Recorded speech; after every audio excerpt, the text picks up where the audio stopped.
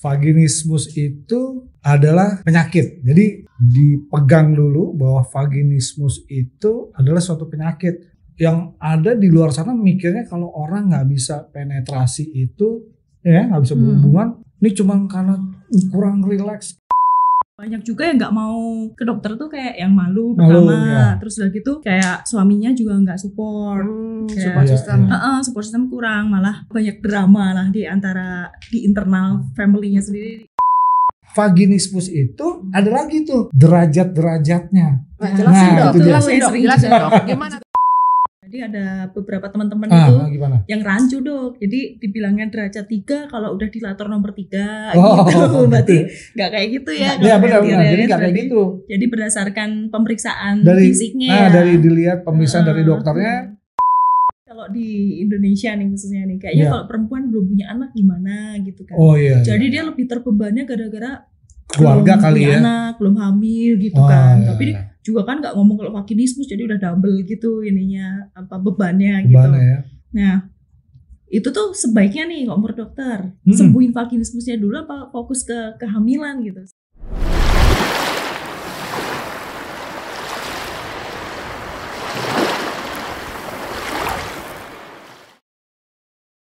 Hello, the health here.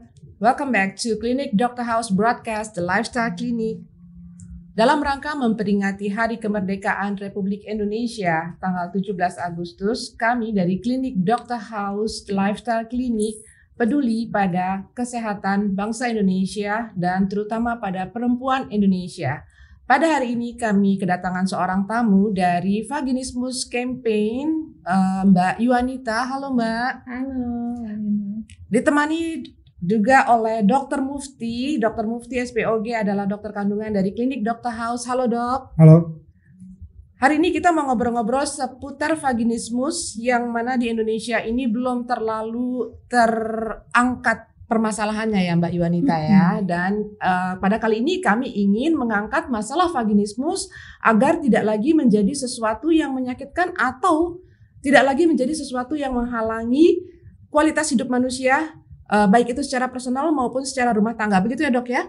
Iya. Baik, oke. Mbak Yuanita, kita mulai dari Mbak Yuanita dong. Sebenarnya, atau gini dok, aku mau nanya dulu dok. Jelasin dulu dok, vaginismus itu apa sih dok? Oke. Vaginismus itu adalah penyakit. Jadi ini dulu nih di apa namanya? Dipegang dulu bahwa vaginismus itu adalah suatu penyakit.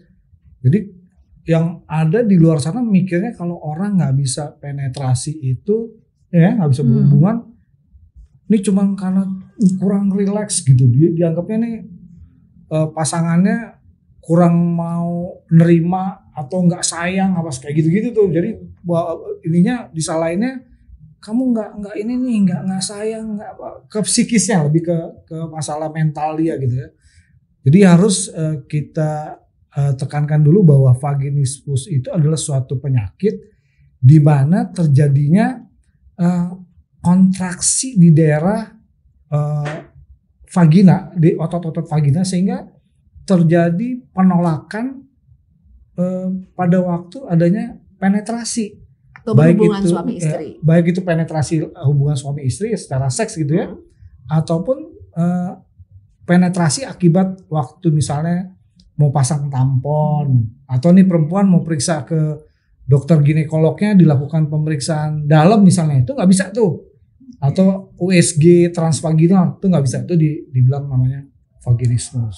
Berarti kalau vaginismus adalah sebuah penyakit, kalau penyakit pasti bisa disembuhin ya dok? Kalau penyakit insya Allah bisa disembuhin gitu. Baik. Tapi kalau ditanya penyebabnya apa nih dok? Nah sampai sekarang belum jelas nih penyebabnya karena apa gitu, vaginismus. Ini tadi kita ngomong masalah kemerdekaan kan, 17 Agustus ya. Yes. Tahu nggak vaginismus karena kasusnya semakin hari kian banyak. Sebenarnya di Indonesia itu sebenarnya banyak kali ya, sampai ada punya komunitasnya kan, udah ada komunitasnya pejuang vaginismus. Cuma karena masalahnya di seks ini, kadang orang masih tabu. Jadi katanya di dunia itu antara 8-12% kasusnya. Padahal kalau nanti kian orang lebih udah nggak malu lagi, artinya nggak sungkan lagi bahwa ini gue kena nih penyakit ini gitu. Mungkin lebih banyak lagi tuh dapat kasusnya. Justru makanya kita bikin ini dok sebagai edukasi. Betul. Agar perempuan-perempuan para healthier speak up. Sama saya mau ngasih tahu nih, tanggal 15 September itu disebut dengan Hari Vaginismus. Ya, Hari Vaginismus Internasional. Memang berdekatan dengan Agustus ya. Ya. Tapi sekaligus juga kita dalam rangka memerdekakan lahir batin. Kan gitu ya dok ya. Jadi lahir batin gitu kan. Nah, oke dok. Sekarang dari sudut pandang Dr. Mufti tentang vaginismus di Indonesia, tadi Dr. Mufti udah bilang jangan-jangan sebenarnya banyak penderitanya. Nah, oke. Dr. Mufti ini sebagai dokter SPOG, apa sih dok yang ingin dokter sampaikan dulu nih ke healthier tentang vaginismus dan mestinya gimana nih kalau kita merasa diri kita vaginismus? Iya.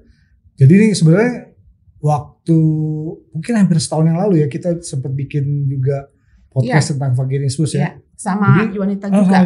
Waktu itu malah lagi hamil. Iya. Sekarang udah lahir nih. Jadi maksudnya gini, itu banyak tuh. Ada beberapa yang datang bahwa dia vaginismus gitu, penderita vaginismus. Jadi saya menekankan gini, jangan dianggap sepele. Soalnya masih di luar sana masih mikirnya gini, nanti juga lama-lama bisa sembuh nih. Jadi ada yang beberapa mikir dia udah tahu nih bahwa dia penderita vaginismus, cuman dia masih mikirnya ya mungkin malu atau apa untuk ke dokter. Dok, tunggu dok, dia udah tahu berarti dia mestinya udah ke dokter sebelumnya. Sebelumnya sempat ke dokter. Oh oke. Udah sempat ke dokter. Bukan, ada yang udah sempat ke dokter, ada yang belum sempat ke dokter, cuman dia pernah baca, pernah lihat ya artinya sekarang kan informasi gampang tuh. Sehingga dia mencurigai dirinya vaginismus. Terus sampai akhirnya konsul tuh lewat media gitu ya.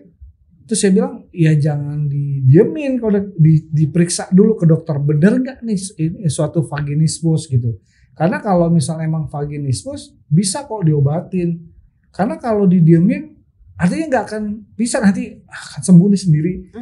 Apalagi kalau udah berlarut-larut sekian tahun gitu kan. Kan untuk hubungan seksual, artinya untuk pasangan yang resmi gitu ya, hubungan seksual itu penting sekali. Itu adalah salah satu tolak ukur juga kita sehat gitu. Kita nggak ada hubungan seksual dengan pasangan kita yang sah, itu nggak sehat namanya. Jadi sebaiknya segera periksakan ke dokter kalau emang udah ada, artinya apalagi udah tahu bahwa penderita vaginismus. Itu sih yang paling penting gitu. Jadi harusnya segera periksa ke dokter.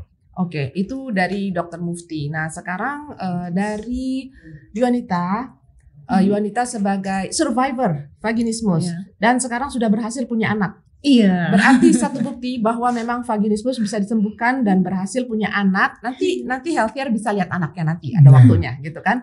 Nah oke, Yuanita, tahun kemarin kita sudah podcast, kita sudah bercerita tentang kisahnya Yuanita nih. Nah sekarang mungkin Yuanita mau kasih share ke healthier kita, ada kisah yang lain yang mungkin lebih berbeda lagi, tapi mudah-mudahan ini bisa menjadi pencerahan bagi para penderita di sana supaya nggak malu lagi untuk berobat dan supaya memiliki support system. Nah, gimana Yuanita?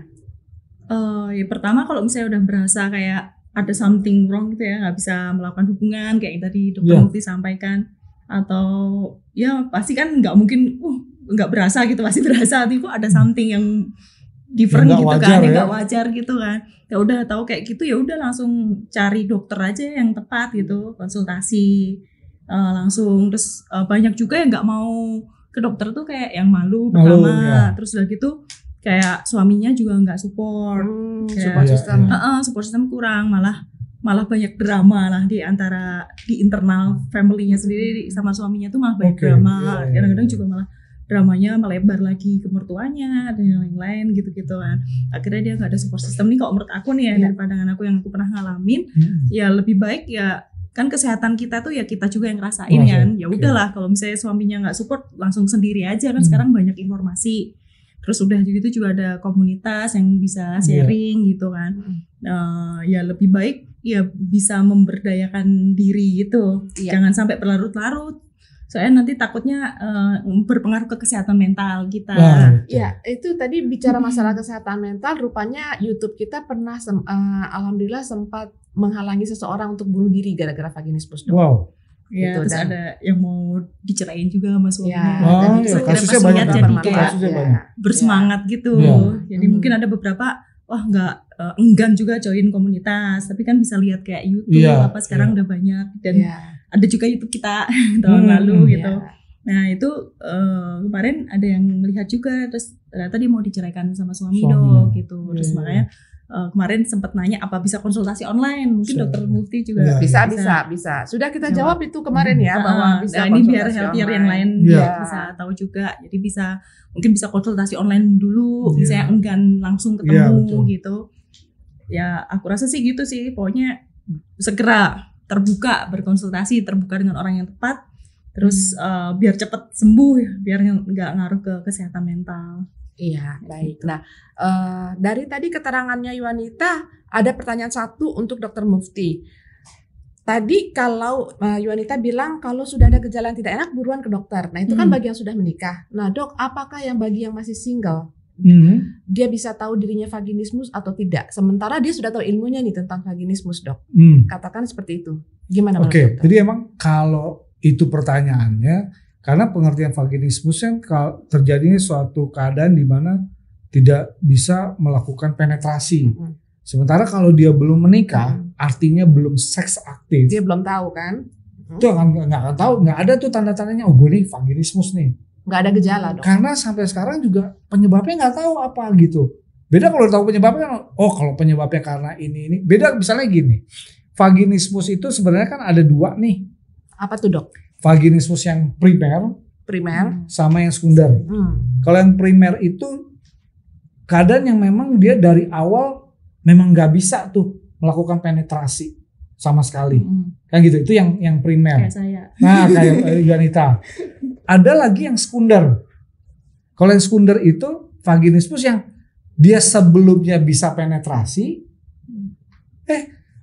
kemudian misalnya karena udah punya anak, ini udah punya anak nih dia, atau dia tiba-tiba ada trauma karena trauma seksual ya, misal ada kasus pelecehan atau apa, itu bisa tuh terjadilah namanya vaginismus sekunder. Gitu. Jadi kalau ditanya, itu bisa aja sih, saya dulu nggak kenapa-napa, sekarang kok jadi giliran mau berhubungan nggak bisa. Itu udah tahu tuh dia, bisa tuh namanya vaginismus yang sekunder. Gitu. Ada dua jenis berarti ya, Dok Ya. ya. Nah, ini Yuanita sendiri ya yang udah aktif di komunitas ya. Apakah sering menghadapi masalah di mana para penderita vaginismus itu malah dia nggak tahu dia kasusnya primer atau sekunder? Oh banyak, iya tahu-tahu pokoknya biasanya tuh kok nggak bisa atau kalau nggak sakit pada saat berhubungan tuh ada yang udah nikah gitu, ada yang udah punya anak gitu kadang-kadang awalnya bisa gitu, ada juga Nah, jadi itu yang sekunder. ada yang nanya gitu, berarti itu yang sekunder. Ya. Bisa juga yang pas belum menikah mungkin kalau pemakaian tampon gitu ya, Dok, nggak bisa. Bisa gitu, juga kalau pemasangan tamponnya jauh masuk ke dalam ya. Jadi maksudnya penetrasi itu kan adanya sesuatu yang masuk ke dalam langsung ke liang vagina. Tapi kalau cuman tamponnya di daerah luar, kadang kan cuman hanya nempel, kadang nggak sampai terganggu juga tuh. Gitu. Jadi nggak bisa tahu juga ya, Dok. Nggak bisa ketahuan juga jadinya. Saya pernah Beda ada kalau pertanyaan. misalnya gini, dia belum nikah, belum seks aktif, tiba-tiba ada keluhan yang misalnya gangguan keputihan misalnya. Keputihannya cukup hebat, akhirnya dibawalah sama keluarganya ke dokter untuk dilakukan pemeriksaan. Biasanya dokter melakukan pemeriksaan inspeksi, dilihat tuh, kadang cuma dipegang aja, nah udah sakit. itu bisa tuh. Jadi gini, vaginismus itu ada lagi tuh derajat-derajatnya. Nah, jelasin Nah, dong, itu dia. jelasin dong, Gimana juga tuh? pada Jadi- bingung tuh. Nah, itu dia. derajatnya. Jadi emang vaginismus itu ada derajat-derajatnya lagi tuh. Kalau tadi balik lagi kita ke yang tadi belum ada seks aktif gitu ya, terus dia datang ke dokter ginekologi, terus mau diperiksa nih, itu kalau derajatnya dia derajat 1 sampai derajat 5 vaginismus itu. kalau derajat yang 1 sampai 2 itu biasanya gangguannya bukan nggak sampai terjadi kegagalan penetrasi. Artinya masih ada kadang masih bisa dia penetrasi. Jadi kalau yang sampai gagal penetrasi itu udah 3 ke atas sampai 5. Oh ya. Jadi yang paling berat itu yang sampai 5. Yang 5 itu tuh yang gini nih, itu yang udah sampai bukan masalah penetrasinya aja. Jadi dia sampai yang ke psikisnya. Jadi mau diperiksa itu dia sampai nangis, karena bisa sampai pingsan. Itu udah sampai derajat 5 gitu ya. Itu takut yang luar biasa tuh. Itu yang derajat 5. Itu termasuk jarang sih. Yang paling banyak sih masuknya di derajat antara 3 sampai 4 lah. Saya 4. Nah, paling banyak itu antara 3 sampai 4. Jadi yang benar-benar nggak bisa penetrasi sama sekali. Itu pasti ngerasainnya kayak ada tembok yang ngalangi terus udah kayak ya, bisa tuh refleks nendang kaki gitu kan. Nah, itu tuh yang paling banyak gitu. Itu derajat-derajatnya gitu. Kalau gitu timbul pertanyaan nih, Dok ya. Katakan dia belum nikah. Tapi ini kita di sini pembicaraan yang terbuka dan memang saintifik ya, Dok ya. Dia belum nikah, tapi pada saat dia pipis, dia cebok, pasti kan dia sentuh kemaluannya, Dok. Apakah dari situ bisa ketahuan? Jadi balik lagi tuh, kalau dia lebih ke, kalau itu kan udah seperti hal rutin dia tuh. Dia buang air kecil atau buang air besar, dia harus bersihkan cebok dia gitu ya. Itu nggak ada masalah buat dia. Cuma kalau dia udah mikir urusannya nanti harus ada masalahnya sesuatu yang ke arah vaginanya, ada mau arah penetrasi ke sana, itu dia udah ngerasa takut lah, udah ngeri lah, ada yang ngerasa jijik juga. Pada semua derajat. Artinya kalau yang nggak semua, artinya tadi tuh derajat 1 dan 2 tadi kan dia penetrasi kadang masih bisa tuh. Itu tadi tuh.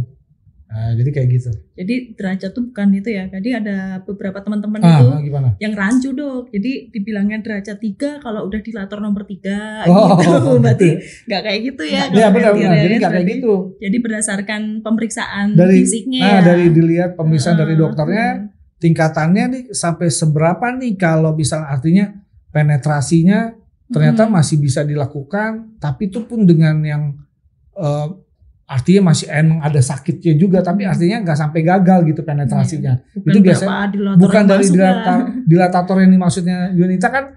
Memang salah satu pengobatannya kan dilakukan pakai alat dilator vagina ya. Itu emang ada ukuran itu, dari ukuran yang kecil sampai ukuran yang paling besar ya. Jadi derajatnya bukan dari dilatator itu gitu. Beberapa teman-teman masih rancu gitu kan, dipikir. Semoga menjadi informasi ya buat teman-teman di komunitas atau yang juga tidak di komunitas gitu kan. Oke, kemudian tadi dari Mbak Iwanita ya. Setelah Mbak Iwanita punya anak nih, udah berhasil punya anak, gitu kan? Sekarang berarti udah lancar dong? Udah, ya puji Tuhan lancar. Kalau nggak lancar tuh gara-gara ngurusin baby, nunggu tidur gitu. Dok, pertanyaannya Dok, kalau sudah sembuh, apakah masih bisa balik lagi vaginismus? Kalau ditanya bisa aja sih, jadi ada namanya tadi balik lagi tuh vaginismus yang sekunder gitu. Jadi artinya kalau ditanya yang udah sembuh vaginismus dari yang sebelumnya dia pernah vaginismus yang primer misalnya, kayak Yunita, bisa nggak balik lagi? Kalau ditanya bisa, ya bisa aja. Tapi mungkin tetap perlu maintain sekali ya dalam dirinya dia sendiri ya. Iya, itu gimana dong? Maintenance-nya. Jadi yang penting gini, kan salah satu treatmentnya adalah kan juga harus mikir bahwa ini suatu keadaan yang ini bisa disembuhkan, dan ini adalah suatu hal yang namanya hubungan suami istri itu tadi balik lagi tuh. Karena salah satu penyebabnya misalnya nih, Yunita kemarin karena trauma melahirkannya misalnya. Nah itu tuh bisa tuh, itu bisa juga jadi pengaruh jadinya. Artinya ke pengaruh dari ada trauma tadi, psikisnya tadi, itu bisa juga jadi balik ke sana gitu. Jadi untuk maintainnya jangan mikir ke sana lagi. Jadi sama kayak latihan dilatasi gitu. Tetap langsung kalau rasanya ada mulai itu lakukan aja lagi. Tetap dilatasi gitu ya. Iya. Yang pokoknya itu otot gitu ya yang mesti dilatih otot dari otot dasar panggulnya yang terganggu di sana. Itu dilatih. Sampai sekarang kok kenapa sih tuh otot tuh tiba-tiba dia bisa ngenceng gitu secara refleks, jadi nggak disadari juga sebenarnya sama si penderitanya gitu. Tiba-tiba si ototnya tuh Dia langsung nggak bisa konstriksi kontrol gitu. ya, dia Nggak bisa nggak bisa kontrol. kontrol. Nggak bisa kontrol gitu. Dok, perlu collab antara SPOG dengan psikolog nggak sih dok? Sebenarnya sih kalau collab sih boleh-boleh aja. Jadi biasanya kalau dilihat lagi makanya ketahuannya ini lebih banyak karena misalnya setelah dilakukan anamnesa akibat vaginismusnya lebih banyak karena ada traumanya misalnya. Ada pelecehan sebelumnya dia, itu perlu dikonseling ke dokter psikiatrinya. Atau mungkin Terus- dari dampak gitu ya, kelamaan gitu. Nah, Jadi mereka itu udah bisa, takut, jadi iya. mengganggu pengobatan. Akhirnya Iya. perlu Akhirnya Ke perlu karena udah psikiatri mengganggu gitu. ke mentalnya. mungkin kelamaan udah bertahun-tahun. Kalau udah sampai mengganggu mentalnya, udah sampai ya kan perlu diobatin juga tuh mentalnya. Iya. Yang harus diobatin kan kalau yang bisa ngobatin obat karena psikisnya ya dokter psikiatrinya gitu. Nah satu lagi gini, kadang juga kenapa tadi kita dari awal kalau emang udah merasa seperti itu nggak bisa melakukan hubungan suami istri sama artinya pasangan ini nggak bisa melakukan penetrasi, sebaiknya itu emang benar diperiksa. Karena saya ada beberapa kasus setelah saya periksa sebenarnya bukan juga karena vaginismus, ternyata ada gangguan bentuk dari si organ vitalnya. Artinya ternyata waktu saya periksa dia bisa nih dilakukan penetrasi, saya lakukan pemeriksaan dengan USG transvaginal bisa nih, dia nggak ada kesakitan, artinya masih. Terus ternyata kok si alat proof transvaginalnya nggak bisa jauh masuk. Ternyata tuh saya coba periksa dengan spekulum ya, cocor bebek yang ukuran kecil. Ternyata ada yang menghalangi, ada septum di sana. Jadi Septum ada itu apa ya dok? septum itu ini adanya batasan lain yang normalnya tuh nggak ada. Jadi terbelah tuh kayaknya tuh di liang senggamanya. Jadi ada daging tumbuh gitu. Jadi kayak ada bener kayak tembok. Jadi nggak bisa masuk tuh alatnya juga. Berarti itu bukan vaginismus. Itu bukan vaginismus. Lain sebenarnya. kasus. Itu bisa tinggal Operasi. di operasi aja, dibuang tuh septum tadi. Udah bisa langsung penetrasi dia ke dalam. Berarti makanya jangan simpulkan sendiri, Nah, ya, gitu sebaiknya kan? diperiksa. Sebaiknya memang Konsultasi, ya. konsultasi ke dokter Jadi tetap periksa. sampai benar-benar diagnosisnya bisa ditegakkan Iya. gitu ya dok ya. Hmm. Karena kalau nggak periksa ke dokter, mengira-ngira sendiri, akhirnya juga tindakan yang diambil salah, gitu Iya. kan? Dan akhirnya tujuan ingin sehat secara jiwa dan raga, lahir batin akhirnya nggak tercapai gitu kan. Oke, sekarang balik ke Mbak Yuanita. Dari komunitas ya, yang udah Mbak Yuanita dapat nih, kan aktif banget kan di komunitas kan. Dan sebagai mentornya nih sekarang. Mentornya ya? Dok. Oke. Gitu kan. Boleh dong di-sharing, mungkin bisa ditanyakan juga ke Dokter Mufti. Mungkin ada kasus-kasus yang belum terungkap. Nah misalnya nih ada yang mau saya tanyain nih dok. Nah, gimana? Kan ada beberapa banyak sih ini. Jadi nih, kalau di Indonesia nih khususnya nih, kayaknya Iya. kalau perempuan belum punya anak gimana gitu kan. Oh iya. Jadi iya. dia lebih terbebannya gara-gara keluarga belum kali punya ya. anak, belum hamil gitu Oh, kan. iya, Tapi iya. juga kan nggak ngomong kalau vaginismus, jadi udah double gitu ininya bebannya gitu. Bebannya ya. Nah itu tuh sebaiknya nih kalau menurut dokter Hmm. sembuhin vaginismusnya dulu apa fokus ke kehamilan gitu. Sedangkan yang saya tahu dari pengalaman saya hamil itu kan Iya, iya. kita pemeriksaan janin gitu kan perlu juga kan Iya, ya. iya, Terus iya. ada kasus temen yang dia vaginismus belum sembuh bisa hamil waktu itu, mungkin apa splash pregnancy ya apa Rembesannya yang kayaknya. itu Dok. rembes gitu apa Jadi istilah hamil medisnya juga dok. splash Oh. pregnancy gitu ya, terus akhirnya hamil. Bisa hamil juga Tapi, ya. Padahal nggak eh, lakukan penetrasi ya. Gak tahu gimana ceritanya itu, tapi Bukan dia juga hamil. dengan kehamilan buatan, artinya dengan Enggak, inseminasi alami juga. alami. Nah tapi dia tuh belum sembuh kan, Vaginismusnya vaginismusnya belum sembuh. Terus Tapi itu sudah hamil. udah hamil, Hamil. terus periksa janin nih. Hmm. Nah, terus ada masalah gitu sama janinnya, perlu Pemeriksaan transvaginal. Iya, akhirnya kan nggak bisa. Akhirnya janinnya Meninggal. Meninggal. lewat. Iya, pas Oke. itu ada kasus kayak gitu. Kalau menurut saya pribadi kan lebih baik disembuhin dulu, terus baru. Nih, jadi ada mereka tuh lebih terbeban gara-gara belum punya anak gitu daripada belum sembuhnya. Vaginismusnya ya. Iya, daripada vaginismus, jadi lebih kayak pengen punya anak jadi terhalang sama vaginismus gitu, bukan vaginismus disembuhin karena mengganggu relasi kayak dokter tadi Iya. sampaikan kan. Itu kalau bagi saya juga nggak gitu sih, relationship sama suami kan penting juga. Iya, Itu iya. berhubungan sama mental health kita gitu. Jadinya itu terhalang karena vaginismus, tapi kok ini enggak. Jadi dia punya pandangan bahwa dia Hamil nggak dulu hamil deh. gara-gara vaginismusnya. Jadi yang penting dia hamil dulu karena dilihat orang udah hamil Iya, nih, udah punya aman anak, nih, jadi kan gitu kan nggak Jangan ada beban kasus- lagi gitu iya, ya. kayak gitu juga. Jadi gitu. pertanyaannya mana Dokter nih yang gimana? lebih penting? Iya, sembuhin Buat hamilnya dulu vaginismus atau vaginismusnya dulu? Iya, atau hamil dulu. Jadi kalau tanya mana yang lebih dulu disembuhin nih, artinya mana, atau mau hamil dulu? Kalau tadi yang kalau dibilang kok bisa hamil nih orang penderita vaginismus, nah saya mau jelasin itu juga nih. Jadi penderita vaginismus itu tidak mengganggu sama sekali ke mulai dari arausalnya, artinya gairah seksnya itu nggak terganggu tuh pada penderita vaginismus. Terus kemudian fungsi reproduksinya pun juga nggak terganggu, artinya ovulasinya tetap jalan karena biasanya menstruasinya juga ditandai dengan menstruasinya tetap teratur tuh. Kalau menstruasi teratur biasanya nanti nggak, ovulasinya juga baik tuh, masa subur segala macam. Yang paling penting sebenarnya adalah bukan hanya untuk terjadinya suatu kehamilan aja, karena tadi itu balik lagi hubungan seksual itu untuk pasangan itu adalah paling penting Kualitas hidup untuk meningkatkan kualitas Iya. hidup, meningkatkan juga mutu dari gimana hubungan si suami istri itu terjadi gitu. Jadi gitu. Jadi kalau ditanya malah paling penting sebenarnya dua-duanya penting. Cuman yang diutamakan sekali sebenarnya vaginismusnya aja dibenerin dulu. Karena dengan vaginismusnya udah bener, pasti hubungan seksualnya nanti untuk terjadinya kehamilannya kan juga akan lebih besar jadinya. Terjadinya suatu kehamilan.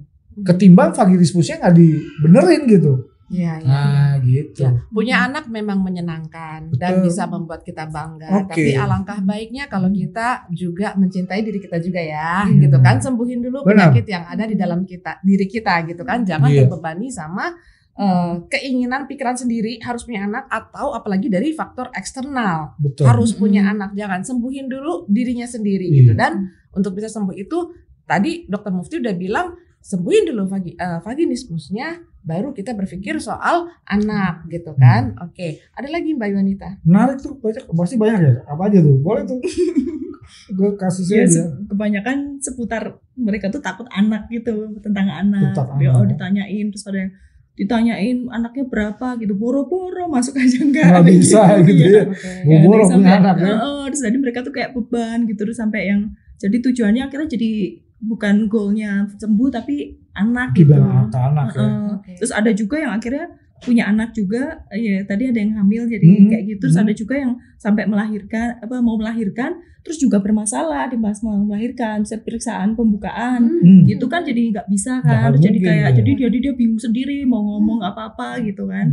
Ada itu udah di ruang persalinan Persalinan. gitu, ya. Terus Akhirnya dilakukan terus apa pasang itu? kateter juga takut kan, Iya. yang ada operasi Betul, sesar tapi betul. dia pasang kateter jadi Pasang takut kateter. gitu. Pokoknya yang berhubungan dia apain dengan organ wanita itu pasti takut kalau yang vaginismus itu, dari pengalaman saya juga gitu. Oke. Jadi itu tapi nyampe ke udah hamil gitu, udah Iya. yang mau melahirkan, ada yang kayak gitu Oke. kasusnya. Jadi karena Yuanita ini adalah seorang survivor vaginismus dan begitu syukurnya Yuanita bisa sembuh dan bisa punya anak, sampai bikin lagu ya? Apa judulnya? Iya, hatiku untukmu. Itu sampai dijadiin lagunya vaginismus ya? Iya, Nanti itu kita puterin karya ya. saya tentang vaginismus. Itu cerita tentang vaginismus. Hatiku judul apa? Hatiku untukmu. Hatiku untukmu. Udah ada dok di Oh, Instagram. iya. Wah, udah ada. Ada di Ini Spotify. penciptanya dok. Maksudnya hatiku untukmu tuh gimana? Nah, itu gimana Ceritanya? ceritanya? Jadi itu saya tulis sebelum saya sembuh. Ya. Pas saya sembuhnya kan lama banget tuh. Gara-garanya memang susah cari informasi. Informasinya. Sampai akhirnya kenapa saya terbuka dan jadi orang Indonesia pertama yang terbuka. Speak up. Yang speak up pertama, harus saya bikin charity konser for vaginismus Iya. sampai dapat yang MURI itu Iya betul. kampanye pertama di Indonesia gitu kan. Jadi pas itu kan masih belum lama banget gitu. Betul. Terus begitu saya tahu ternyata ada teman-teman yang lain dan dramanya banyak banget gitu, saya shock gitu kan waktu itu. Jadi Hatiku Untukmu tuh gak cuma ceritain saya, tapi saya gabung semuanya antara perasaan saya dan juga teman-teman. Nah terus pas itu saya tergelitik ada yang istilahnya dipikirnya nggak mau melakukan hubungan seksual karena tidak mencintai. Nah, gitu. itu dia. Terus ada lagi yang merasa kayak dia tuh nggak berarti gitu karena ada suatu hal yang nggak berfungsi gitu. Ada yang seperti kayak gitu. Terus makanya kenapa judulnya Hatiku Untukmu. Jadi untuk yang tadi, oh aku masih punya hati gitu kan. Kita tuh juga manusia, istilahnya nggak kayak barang gitu lah istilahnya, dan nggak berfungsi atau apa. Tapi kita manusia yang punya hati, makanya ada walaupun vaginismus atau apa, tapi aku masih punya Tetap hati. sama untukmu. punya perasaan juga. Perasaan. Iya. Terus belum lagi juga ada kayak kasusnya saya juga ngalamin, misalnya kita ke dokter apa-apa kayak yang dianggapnya kita yang salah. Malah nggak dokternya melayani. anggap kita yang salah ya. Iya, saya pernah Masih ngalamin banyak juga. gitu ya dok? Ya itu tadi artinya gini, di kalangan dokter pun kadang masih belum ngeh kali ya, belum ngeh bahwa vaginisme itu adalah suatu penyakit gitu. Pasti nganggapnya, ya itu tadi mungkin terjadi sama Yuanita kan, dia datang ke dokter, dokternya malah ibu kurang rileks, ya kan? Ya, Dia bilang, ibu gitu, rileks aja, ya. tenang. Malah disalah-salahin.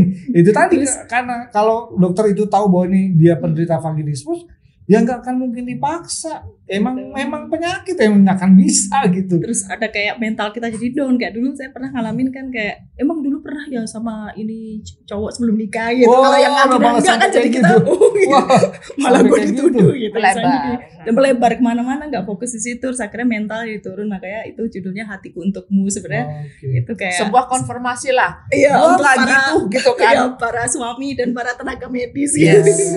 Oke. Keren. Oke. Ada lagi dari dokter saran mungkin menjelang kita Udah. closing? Cukup rasanya.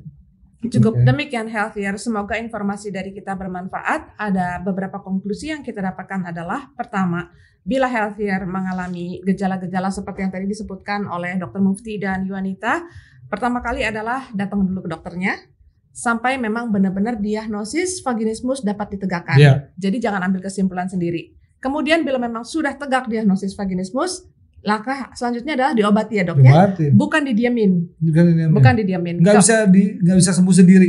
Tidak mungkin. Itu catat, tidak mungkin sembuh sendiri, harus diobati. Kemudian yang ketiga adalah bila mengalami vaginismus dulu atau punya anak dulu.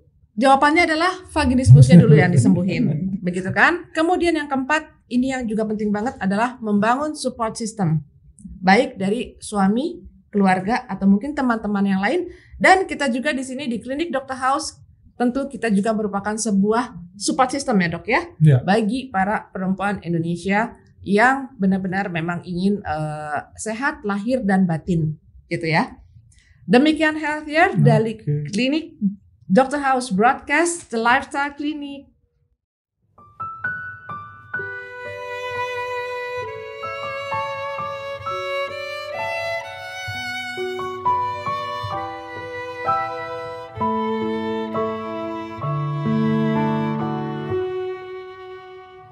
Lelah ku berpikir apa yang terjadi padaku. Lelah hatiku merasakan semua.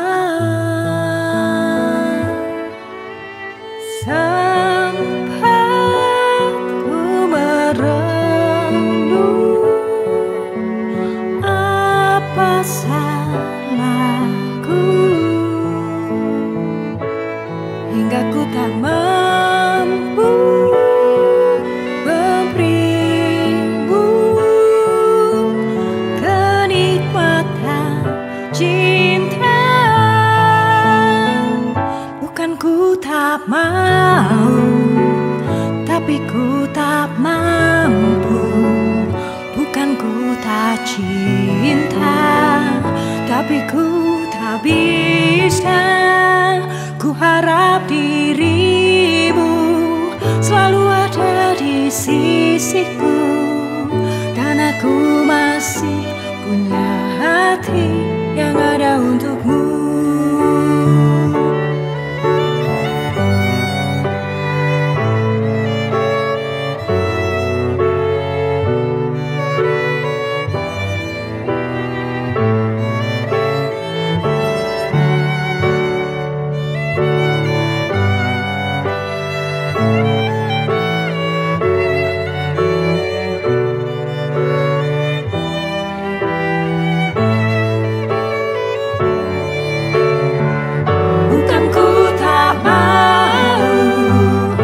tapi ku tak mampu. Bukan ku tak cinta, tapi ku tak bisa.